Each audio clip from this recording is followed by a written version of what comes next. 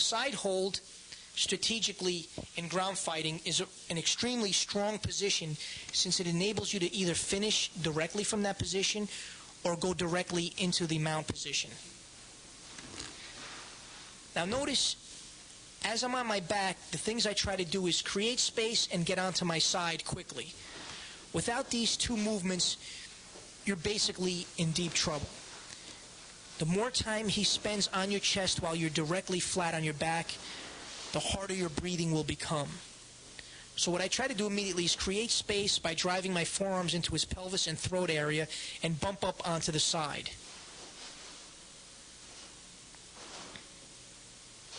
Now, in the course of training and fighting, it's quite possible that if I do this strong enough, I may be able to literally escape by bumping out far enough and using my forearms to create space. But as your opponent becomes more skillful, he'll be able to clamp on, and you'll have to do some other types of movements. You'll notice here the space that I try to create, in this case, in order to get the guard position. This is one of the most fundamental movements. Notice how I drop the knee and directly go onto my side, thus allowing me the opportunity of sliding the knee across his body and putting him in my guard. Now your opponent quite naturally will want to try to stay in front of you. This enables you to put him in your guard more effectively. If I were to scoot onto my side and try to bring the knee through, any other movement by your opponent may cause an even worse position for him or a possible turnover. So what he tries to do is basically stay inside your guard, because the guard is possible to escape from. But from a ground fighting point of view, you're in an ideal position by having your legs around his body. Here's an interesting drill in order to get the abrupt change in movement, which is literally a 90-degree shift. If you notice how my feet are facing the camera, I have to go immediately to my feet facing the wall directly to my right side. An actual 90-degree movement that has to be done in literally one motion, one sweeping motion. Almost like a breakdance technique spinning on your back. Now, your opponent, obviously consciously familiar with this type of escape, will try to fight it by dropping his body weight. So what you do is go with what is available and put him in a half guard position. So you have the scoot to the side, knee in, half guard, or scoot to the side, knee in, full guard. That's entirely up to you or the position or the circumstances that your opponent puts you in. Now notice here, we start working into the combinations. As I attempt to put him in my guard, he fights by either flowing with me or literally just keep swinging around. So what happens is I create a weakness by getting him to swing around, then going for the bridge and turn technique. If there's any one thing that I can teach you out of this 2-tape series on bottom position fighting, is the ability to use what I call chain techniques or combination escape techniques. Without this ability or knowledge, really just knowing the actual escapes themselves will be worthless in fighting. You have to be able to put them in conjunction or in combination with each other.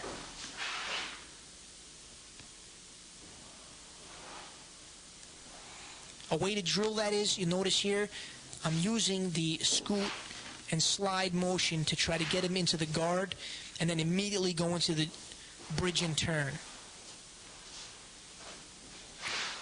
From an objective viewpoint, if anybody were to look at you, they would think you're doing some silly breakdancing movement, but it's critical to develop the mobility. If you ever watch a boxer in front of the mirror do footwork and shadow boxing, this is exactly what you're doing on the ground. The conditioning alone with this type of drilling is really phenomenal. Now another application is, notice what I do is go directly for the thigh or the pelvis to create space. Or if I can drive my knuckles into the pelvis area, thus making it uncomfortable for him to flatten his body out. Although not impossible for him to, but literally difficult for him to flatten his body out, thus giving me the opportunity to go into sliding the knee in or a possible turnover. Now what happens a lot of times is as you drive with your right hand against his hip or pelvis area, it causes a counteraction or him trying to push back to regain his position. It's at that split second that he pushes forward that you change your direction immediately. And notice here, as I push to my right, he'll push back, and then I'll move immediately, turning him over.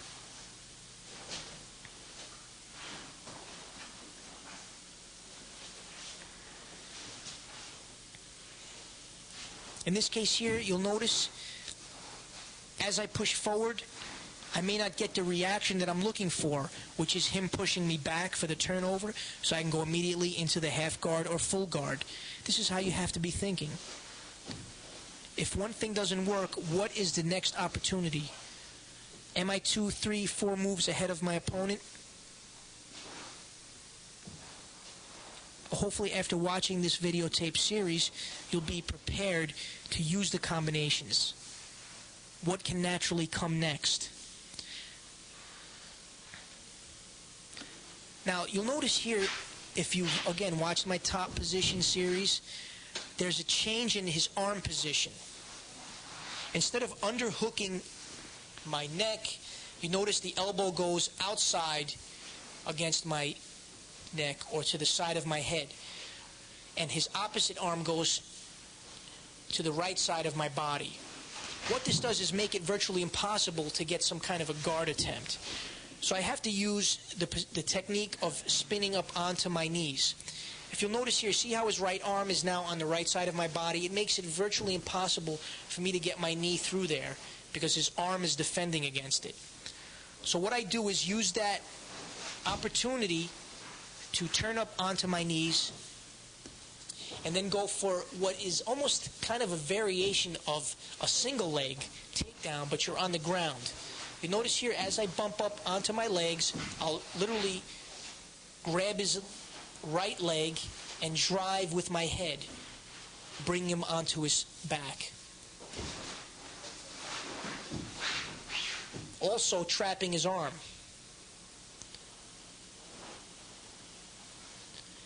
In the next series of escapes, his head may be low on my body. For some reason or another, he may sense a turnover, so he drops his head. So what I do is basically use my left hand to force his head between my legs, applying a triangle choke. This can be a very effective finishing hold as well as escape from this position. I may also continue to slide my opposite leg under, bringing my right shin against his left ribs area, applying the arm lock. It's critical, and it's fully described in my Jiu-Jitsu arm lock series, that there is a gap between your body and his arm, thus giving you the ability to hyperextend his elbow. Another variation is by going into the triangle and arm lock simultaneously. You'll notice how I curl my body up, creating the gap that's necessary to literally get an arm locked effect in there. If I were to lay flat on my back, the technique that I'm trying would be virtually useless. Here we're looking at a turnover. Now as I hook the head with the triangle leg lock, he may sense that I'm going to put him in a choke or arm lock, so he kind of draws himself back. So then what I do is basically reach over and go for the turnover.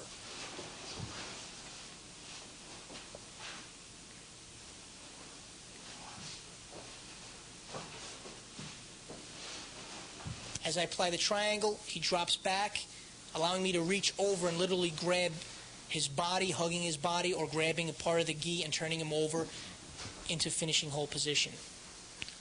Now what I'd like to end with is the concept of him going from pin to pin as you try to escape. You notice here he's going from the side hold to the mount. As soon as his knee comes up onto my body, this is a signal or cue for me to move quickly because I'm in danger. So what I go into is immediately called a bridge and roll technique. Knee up, I sense the danger, and I move quickly. The more time he has to solidify that mount position, the more danger I'm in. Here he slides from the side hold to the reverse scarf hold to the mount. If you watch carefully, he actually has 3 positions. 1, 2, then 3. As he mounts, that's when I initiate my escape. Again, don't try to block a punch after it hits you in the face and knocks a tooth out. Don't try to escape from a finishing hold as he clamps it on and solidifies his position. You have to move quickly. So we're struggling now for position. He attempts to mount. In this case here, you see as he has the knee over, I'm in big trouble. That's what I do not want to happen. So in essence, what you have to develop is the sensitivity to react quickly. Notice here as he mounts, I'm already bridging. This is only through the highest level of sensitivity training, which can be done through grappling practice.